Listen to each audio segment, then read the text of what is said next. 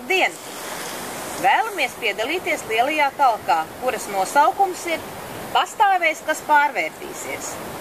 Šie 5 svētozoli atrodas Garkalnes novadā, Skuķīšu ciemā, Tumšupes krastā, netālu no Skuķīšu dīķa.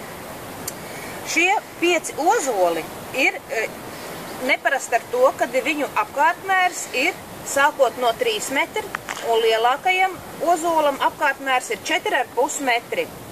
Interesanti, ka ozoli ir ieaugušies tādā kā aplī, un starp ozoliem ir izveidojusies tāda kā telpa.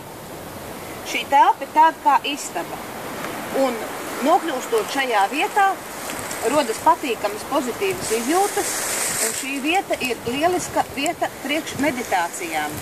Mūsu mērķis ir sakārtot šo vietu zem ozoliem un ap ozoliem, jo vasarā šeit ir salguši krūmi 3 un 4 metru augstumā, un šeit ir ļoti tumšs, neiespīd saule. Un tāpēc ozoli arī būtu ļoti pateicīgi, ja cilvēki nāktu palīgā un šeit šos krūmus arī izzāģētu.